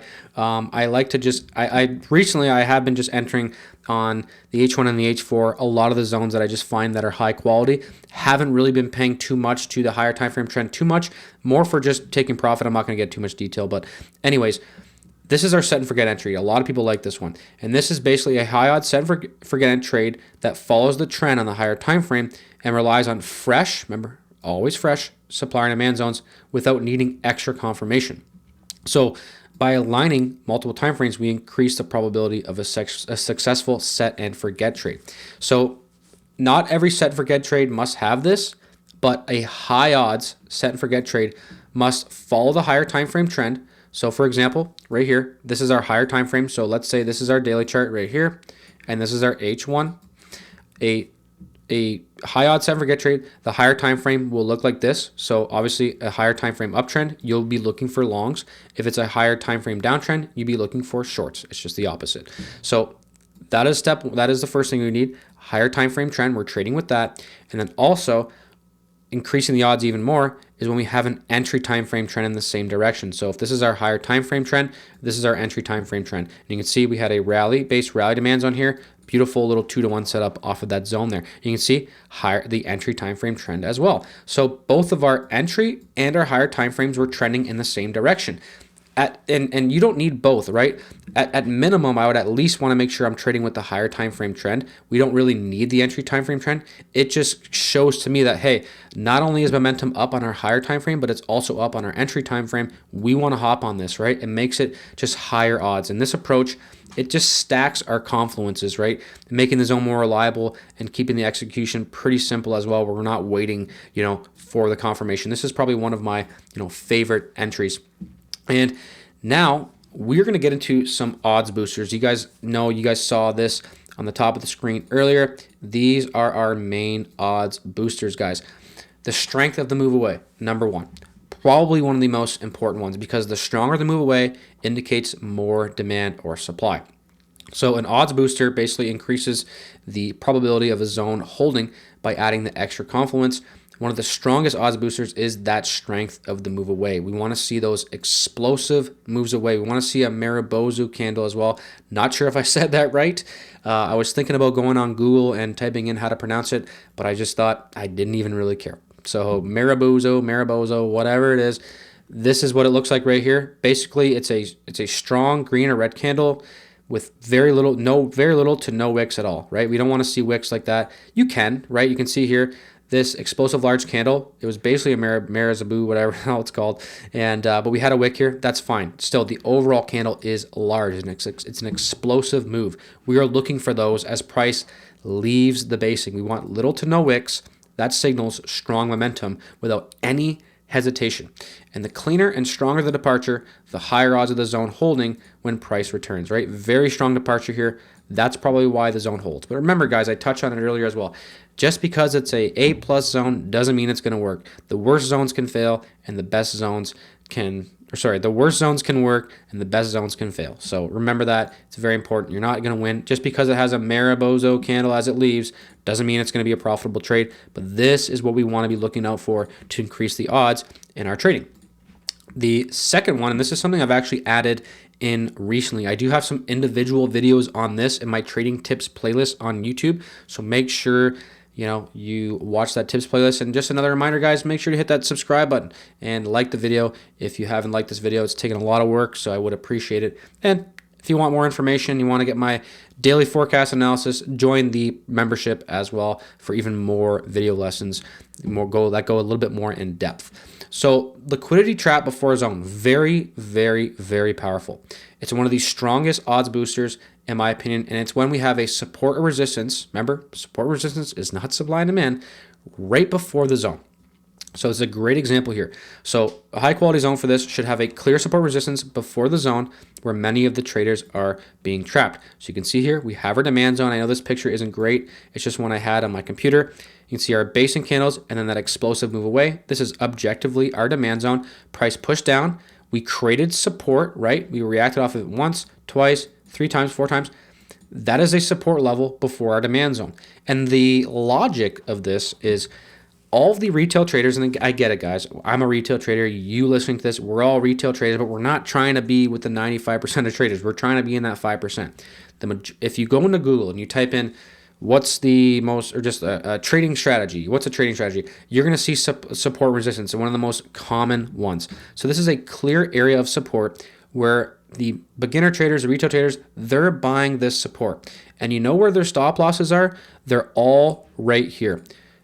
I'm sure they're different sizes. Maybe they're all the way down here into our demand zone. So the logic of this, right, is our demand zone's down below. We want to trade with the banks. We have identified that's probably where the bank's footprint is, and we can identify maybe price is going to react off of there. Our support levels here, so all their stop losses are here, which means they're buying at the support, and then they're selling here, right? They lost the trade. They're selling, and we're buying their sell orders right into our demand zone. So essentially, we are taking the opposite side of a retail trader's trade, which, based on the math that we all know, 90 to 95% of retail traders lose.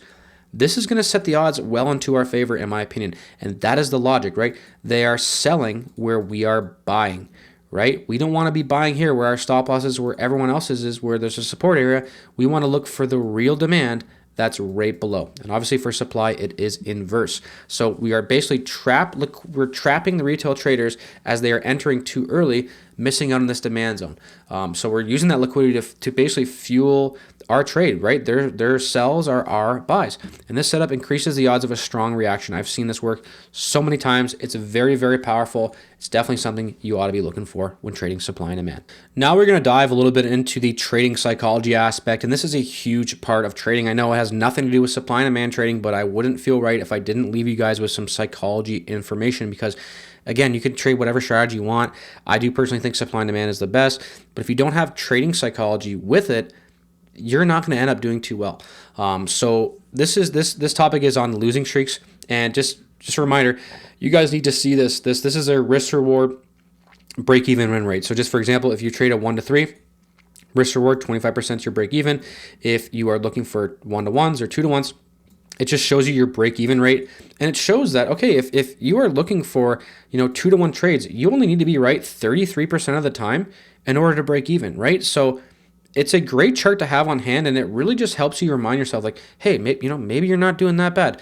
The process of becoming a trader, you don't just go from 0 to 100. You only do that if you're taking massive risk.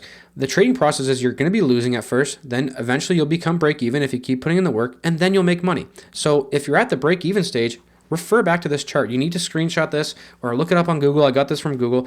It's extremely important. Remember, if you guys want the copy of this spreadsheet, if you want a copy of this PDF file, just join the group. You can get it. It comes with it if you want to have it on hand instead of just referring back to this video. But I do recommend watching this video a few times as well and get used to everything I've talked about. That's how I learned when I started trading, is watching the same videos over and over again. But anyways, have this, keep this on hand. Make this your phone background, right? It could definitely just give you a little bit of a psychology boost when you realize, hey, you know what? I'm just close to break even. If I just keep going, maybe I can get above. So the key to understand the key for trading psychology is to understand that losses they're just part of a probabilistic game. They're not a reflection of your skill in the moment. Just because even if you lose 4 trades in a row, big deal. So how do we handle our losing streaks? We need to just stick to our strategy, right? Deviating out of our strategy is just going to lead to frustration, and it'll lead to more mistakes. Trust me. Trust the probabilities, right? We're trusting the probabilities in the long run. A proven edge plays out over hundreds of trades, not a handful. Right? For example, I play poker. I don't play as much anymore, but I was a pretty decent poker player. I'm still all right. I don't play as much, but it could be me. I'm a pretty good player. I can definitely be a profitable poker player at a table with a bunch of people who aren't that great. But if you put me up against a table, oh my God, I can't even talk.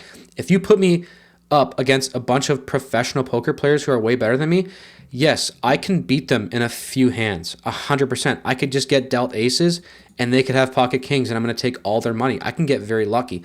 And it's very similar to trading. You can press buy and make a ton of money and price just goes up a bunch and you win.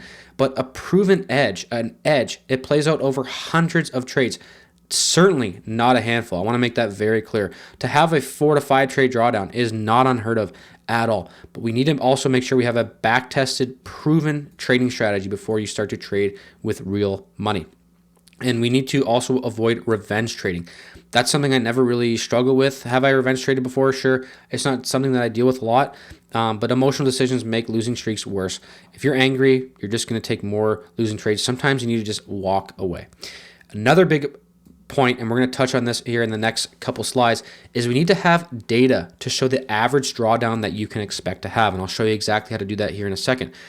We need to have data on the max drawdowns and the average drawdowns so that when it happens, you won't be shocked because you can say, oh, I knew this was going to happen. And this is very important as well. Your success isn't about avoiding losses. It's about managing them while staying disciplined. And losing is something that you can only be comfortable with after you have lost a lot of trades. In other words, experience is the best teacher. I can sit here all day and say, you're going to lose and you can't get mad. And until you lose like 50 trades, and you can start to practice to understand, oh, just on to the next, I'm not mad anymore, you're not going to get it. So it's just going to come with experience. I'm telling you guys what to expect, but again, you're not going to learn it unless you start to experience it. I cannot stress that enough, guys. So losses are going to happen. It's just part of the strategy. And here are some other tips you can use to just understand. This has helped me so big.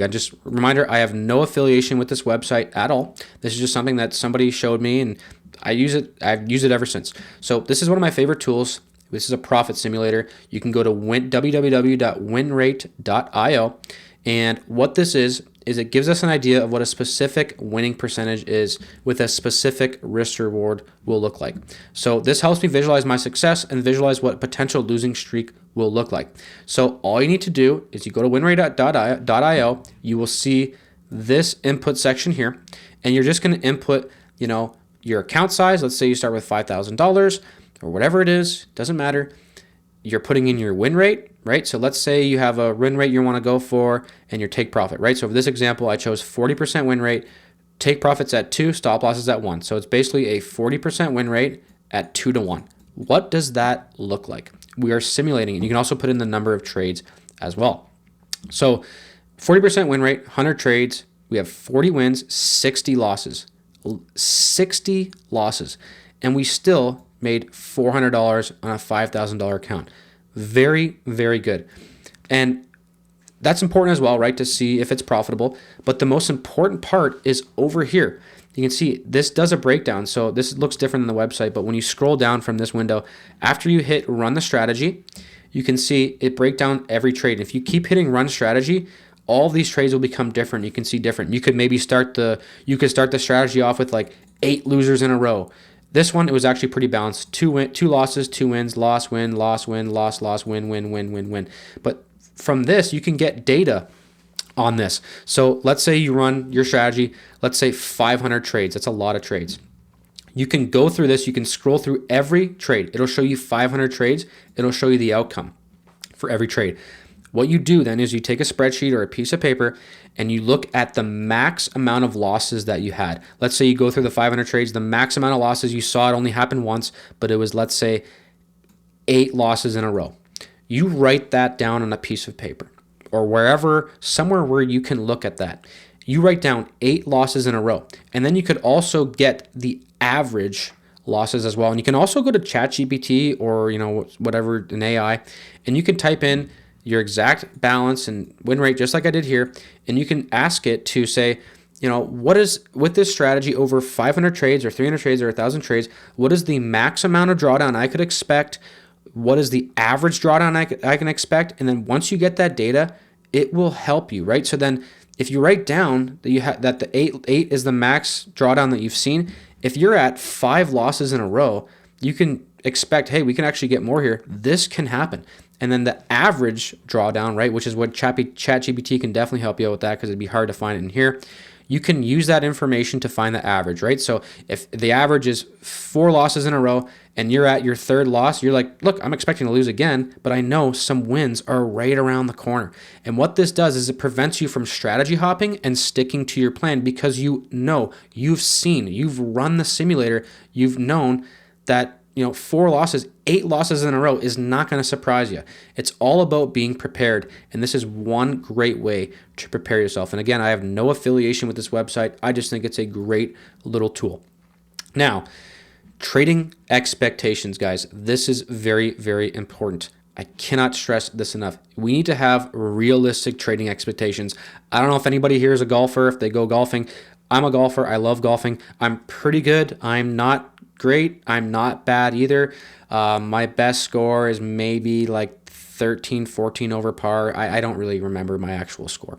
But I'm not bad. So for me to go out on the golf course and say, I'm going to shoot, 1 under par today, not going to happen. So we need to make sure we have realistic expectations in whatever we're doing. And it's no different for trading.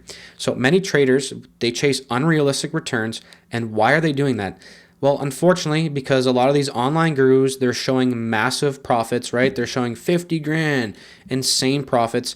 And in reality, if you can consistently beat the stock market's average return of 8 to 10% a year, you're already ahead of most traders. Obviously, you would rather be beating the stock market's 8 to 10%, obviously. But that is, I'm just showing you that that's a reasonable return. So what's an actual realistic trading goal? In my opinion, 20 to 30% per year is incredible if achieved consistently. There's a lot of, we're going to touch on this in a minute, but 20-30% is completely reasonable. And returns definitely depend on the frequency of trades and risk management. I will say that if you are a profitable day trader, you'll probably make more than a swing trader because you'll just have more trades. So hopefully that makes sense.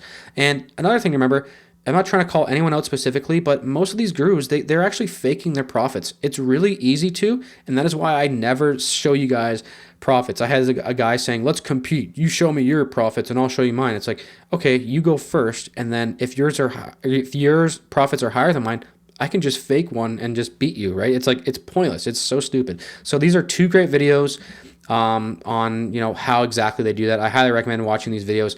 They're great. It shows exactly how they're doing it. So it's important to know that if you see that, it can be fake, and it most likely is, especially if somebody's making 50 grand on a trade. Think about that as a risk reward, right? Let's say you're looking for 3-to-1 risk rewards.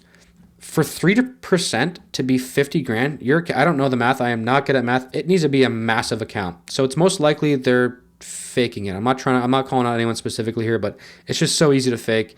And it basically, these unrealistic returns that everyone promotes, it really just, it's sad, because then the retail traders, they expect to make that much, and then maybe they make 8% or they're break even at first and they think, oh, I'm doing terrible, when in reality, it's not bad. So long-term consistency, it beats short-term gains. Sure, can you go from 0 to 50,000? Sure, it's probably pretty unlikely, but we're looking for consistency long-term. We need to focus on learning how to trade first. That's very important. You are learning how to trade first. You're not learning how to make money. You're learning how to trade. The money will just naturally come once you learn how to trade. If you are risking $5 a trade and you are making money, you can make money if you're risking $100 a trade. You just need to add more money in or grow your account. So we are looking for long-term results, not short-term, gains. So the last slide here about trading psychology. Common myths and lies. This is very important as well. Social media is full of fake promises, and they are trying to sell you a dream.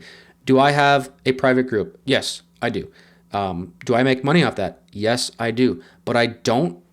You guys have no idea what car I drive or what cars I drive. You have no idea if I live in a little shed in the middle of nowhere or if I live in a multi-million-dollar mansion. I have never showed that. You guys don't know what cars I drive. You have no idea. The reason people watch my channel is because I show forecast and analysis before it happens. A lot of these guys are just showing analysis in hindsight and pretending like they're great traders.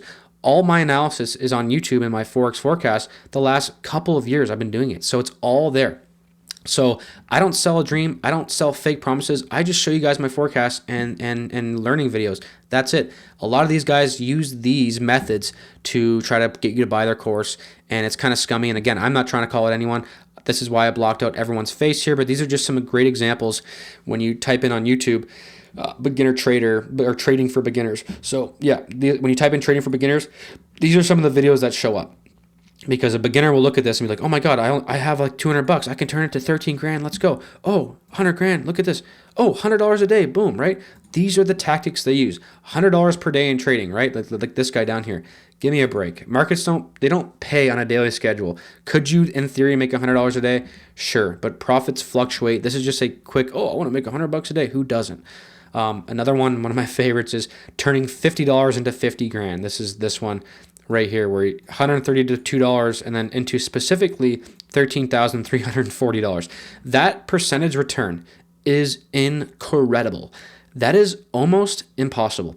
How you would turn $132 into 13 grand is by like buying a crazy crypto or a penny stock, to constantly be taking trades every day and turn $132 into 13 grand. I'm saying it's pretty much impossible. You're not going to do that. It's pretty much impossible. So get that out of your head. Another one is 90% win rate. Could you have a 90% win rate? Sure. Very unlikely. I challenge any one of these gurus who say they have a 90% win rate to just post, I don't know, 10 trades before they happen, and let's see how 90% win rate they actually have. So even the top traders lose often. The key is risk management. We don't need a perfect win rate. You can win 33% of the time or 30% of the time and be a profitable trader. This is one of my favorite ones as well.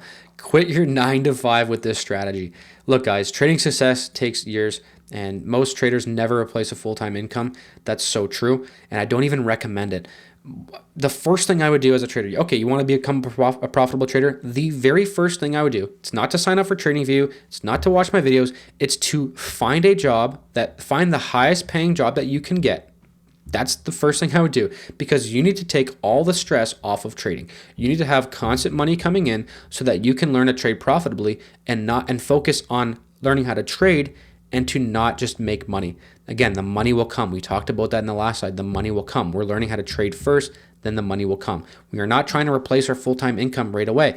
And again, it might not even happen. I don't even recommend just having one source of income anyways, because you could have 3 to 4 losing months in a row, right? It's definitely possible. The drawdowns happen on a trade-to-trade basis, and they also happen on a week-to-week basis and on month-to-month basis as well. So success takes years. You're not going to quit your 9 to 5, and I don't even recommend it anyways. So an important part to remember here, guys, if you're looking for trading education, if it sounds too good to be true, it pretty much always is. Real trading is about consistency, not get rich quick schemes, and all of this represents getting rich quick, and it's so easy. Trust me, it is not. Only the people who are determined to learn will be successful at trading. And that wraps up this entire course. I thought it was fantastic. Let me know what you guys think about this whole course in the comments down below. I know we did more than just supply and demand trading, but I honestly think this was a great all-around, just trading course just in general, with the supply and demand trading methodology, with the trading psychology and all that stuff as well. So again, I would appreciate a like, a subscribe if you are new to the channel. Let me know how I did in this video. I'm really happy about it. I thought it was great, and I want to know your guys' opinion as well. And make sure you subscribe if you want to watch my weekly Forex forecasts. They are free every single Saturday. Yes, I have private forecasts daily. If you want to join that, that's fine. If not, whatever. I don't care. I'm a trader first and an educator second. But yeah, guys, let me know what you thought of the video. Be careful out there. If you have any questions on supply and demand trading, let me know in the comments down below. I will respond to every single comment. Hope you guys have a fantastic day.